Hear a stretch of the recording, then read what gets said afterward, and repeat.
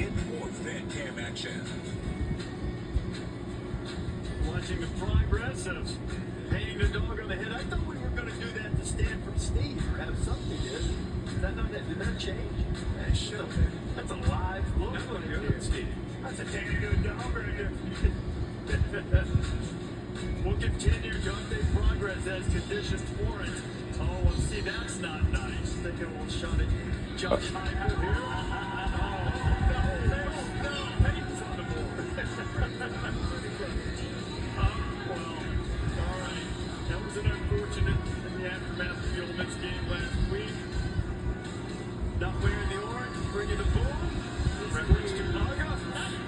His real name there as we get ready for Tennessee and Georgia tonight.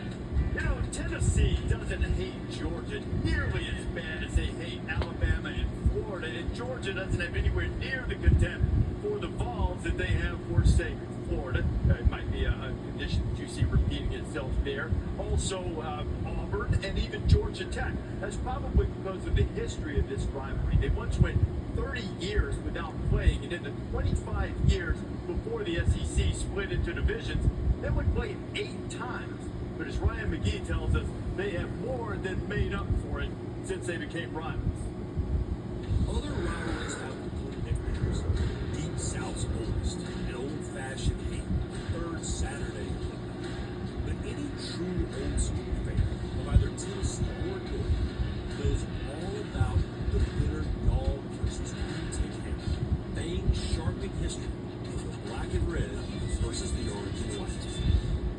This is the game that introduced Herschel Walker to the world and to Bill Bates' face.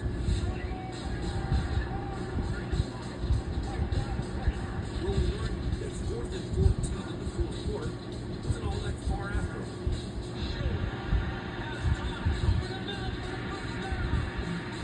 The game that taught us what a hobnail breed is.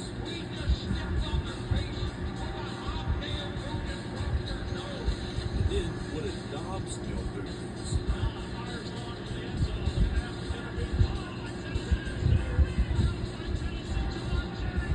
A series built on winning streaks. The 90s were big arms. The last 2 decades have been largely hunkered down by those hairy dogs. Dooley versus Majors, Larry Munson and John Wood, dividing holiday tables at the border and turning Chattanooga into a DMC. So many games, so many years, but none bigger than this game this year. The stakes are enormous, and Georgia would like to put another hobnail boot in their face and breaking their nose. Kirby Smart has done that to a whole lot of people over the course of his career.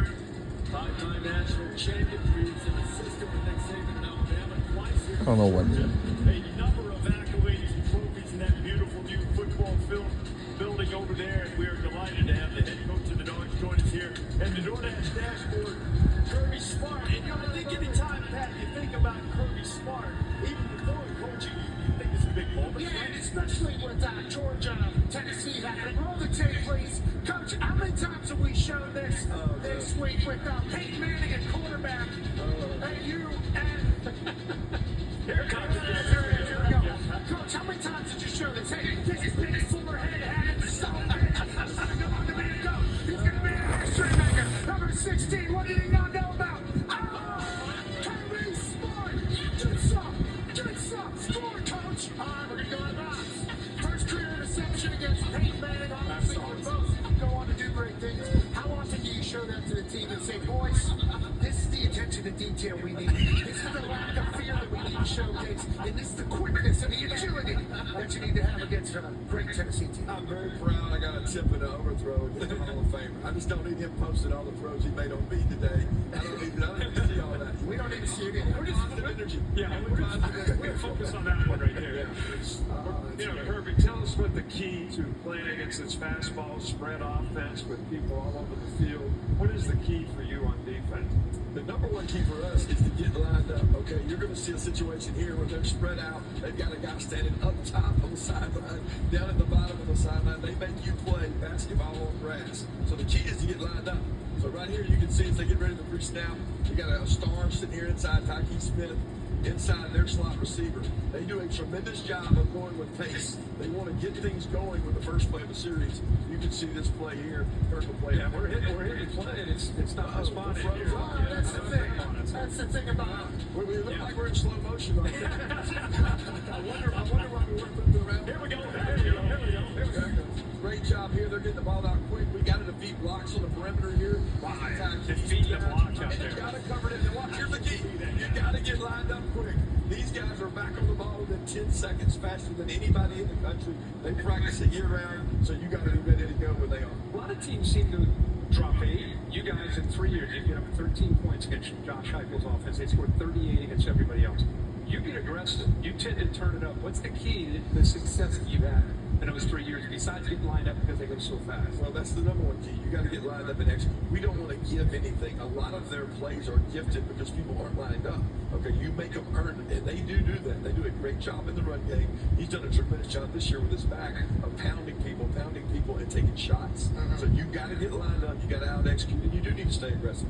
Coach, I came over here this morning with Corso, and we were talking about this game. He said he thinks special teams is going to be a big part. What role do you think special teams is going to play in tonight's game?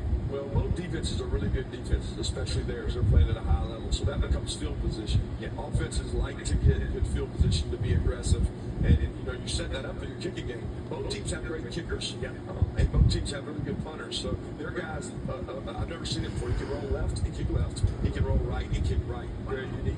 Yeah. Freak athletes. But one of the things that your defense always does a good job of is people think of secondary people as cover people. But when you play this kind of offense, they got to play great block protection on the perimeter, and you got to tackle. And they can't catch and run with the ball, and I think that's what your team has done a great job of. I appreciate it. That's what we preach. No run after catch on these guys. No free yards. You can catch them, but you got to get them on the ground when they catch them. How do you juggle, how much you put in the box there? Obviously, because you're talking about the guy all the way up at the top. They're trying to spread you out, and then they pound the rock. Right. How do you juggle how many you have in the box, when you have in the box? Is it situational? How do you handle subbing? All of it. What is the kind of mentality you should take on this offense? Well, I learned from a really smart guy. What's his name? I can't remember. But you try to do more with less. Right? You try to do more with less. So you got to strike blockers. You got to play blocks inside. You can't exchange 1 for 1. If we ever exchange 1 for 1, then we lose that down. So we got to do a great job against the run with the box people we have there, and then everybody's got to close once they hand it. For fans, just to simplify it, it's very unusual how spread out these receivers are. Very unusual. Like for fans, they just see offenses, maybe they see spread. You're talking almost, they might be a yard or two from the sideline, but over here they're a yard or two from the sideline. Just talk about what that does. It's stretching you out, and what that does to the box, the line of scrimmage, versus those vertical seams that they're trying to create. It makes you declare yourself. You're either in the box or you're not.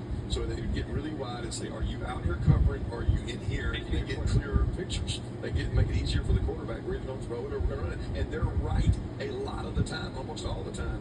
You have to out-execute. You have to get lined up and get nothing free. The last time we saw you was in Texas, and you used this idea that nobody believed, and you used it brilliantly to get your team in the right cycle. We love it. Against Texas. Loves it. Now, with the whole first team out thing, how have you used that with your guys this week? Well, we didn't talk about it. We didn't have to talk about it. I think everybody understood it. When that came out Tuesday night, and we came out and had a great practice Wednesday, we got to focus on that.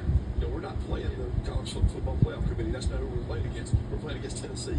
We got to focus on the task at hand. The rest of that will take care of itself. So we got an opportunity tonight to go out and play, and that's what we've been focused on. What's it like coaching here where you play? What's it like? Awesome. It's awesome. I mean, all these people, I went to school here. I know. So you know a lot of them. It's cool. And tonight, our fans are going to be elite now. When we go tonight, it's special around here. I think everybody's going to find that out. Everybody's seen it before. This guy's going to see it. He's going to see what we have to offer. And I think our fans will be up for that. Coach, what's that coming down the track? It's marching in the red and black. Ain't nothing finer in the land than a drunk, obnoxious Georgia fan. Wow.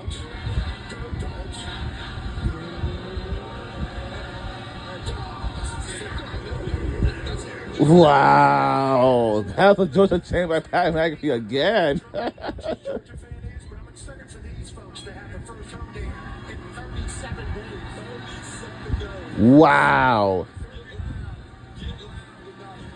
I'm sure they will. Kirby, always great to see you. Good luck tonight. Thanks for being with us. Kirby Smart, the head coach of the Georgia Bulldogs. But we want to balance some things out. And let me tell you who else is coming down that track. It's a big orange number 6. 20 touchdowns that Dylan Sampson has scored for the Big Orange this season. 33 in his career, Marty Smith. And Kirby talked about it. They want to run the football with Dylan Sampson. Thank you, Reese. Good morning. What is the lasting power of presence? The enduring impact of intention? The moment you realize that using your own platform to empower others, in fact, helps you find your true purpose. For Tennessee running back Dylan Sampson, that moment